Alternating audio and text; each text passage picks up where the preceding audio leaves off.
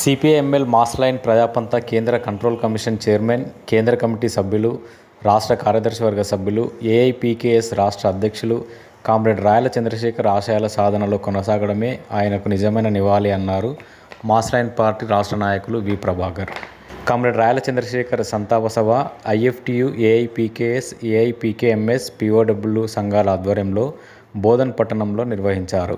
ఈ సందర్భంగా కామ్రేడ్ వి. ప్రభాకర్ మాట్లాడుతూ 5 దశాబ్దాల జీవితం ఎన్నో ఆటుపోట్ల మధ్య, సిద్ధాంత వైరుధ్యాల మధ్య రాటుదేలి ఎన్నో నిర్బంధాలను, బెదిరింపులను, ఎన్కౌంటర్లను, జైళ్లను ఎదిరించి ఉద్యమ జెండాను భుజాన మోసిన విప్లవ సేనాని కామ్రేడ్ రాయల చంద్రశేఖర్ అన్నారు. 5 దశాబ్దాల కాల విప్లవ యోధుడు ఇక మనకు లేడు రాయల చంద్రశేఖర్ అన్న. తాను కుటుంబం విప్లవోద్యమ నాయకులు కుటుంబం అంతా కూడా త్యాగతనులే. ఆ వెలుగులో 50 సంవత్సరాలు అనేక రంగాల్లో, రైతు రంగంలో, రైతు కూలీ రంగంలో, అట్లాగే అనేక జిల్లా కేంద్రాల్లో తను విప్లవోద్యమ నిర్మాణానికి తన కర్తవ్యాల్ని పూర్తి చేశాడు. అంతేకాదు ఒక్క రాష్ట్రం కాదు, రాష్ట్రాలు దాటి ఇతర రాష్ట్రాల్లో కూడా తన కర్తవ్యాన్ని ముందు తీసుకెళ్లాడు. ఎస్కేఎం సంయుక్త కిసాన్ మోర్చా తరఫున 4 నెలల పాటు ఉత్తరాది రాష్ట్రాలు, అట్లాగే అనేక రాష్ట్రాలు తిరిగి ఏదైతే ఈ భూముల్ని ఆదాని అంబానీ కట్టబెట్టే మోడీ తెచ్చిన 3 చట్టాలకు వ్యతిరేకంగా ఉద్యమం నిర్మించడంలో తను కూడా ఒక భాగస్వామి.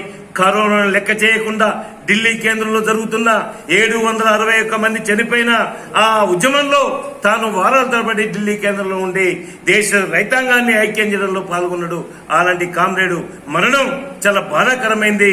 మరణం తీరు బాధాకరమైంది. కామ్రేడ్ చంద్రశేఖర్ ఆశయాన్ని మనం అంతా ముందు తీసుకెళ్దామని చెప్పేసి తనకు నిజమైన నివాళులని చెప్పేసి నేను గుర్తు చేస్తాను. ఐఎఫ్టియు జిల్లా సహాయ కార్యదర్శి బి. మల్లేష్ అధ్యక్షతన జరిగిన సభలో అఖిల భారత ప్రగతిశీల రైతు సంఘం ఏఐపీకేఎస్ జిల్లా ప్రధాన కార్యదర్శి గుమ్మల గంగాధర్, అఖిల భారత ప్రగతిశీల వ్యవసాయ కార్మిక సంఘం ఏఐపీకేఎంఎస్ జిల్లా ఉపాధ్యక్షులు పార్వతి రాజేశ్వర్, పుట్టి నాగన్న, పడాల శంకర్, ప్రగతిశీల మహిళా సంఘం పీఓడబ్ల్యూ బోధన పట్టణ అధ్యక్షురాలు బి. నాగమణి తదితరులు మాట్లాడారు.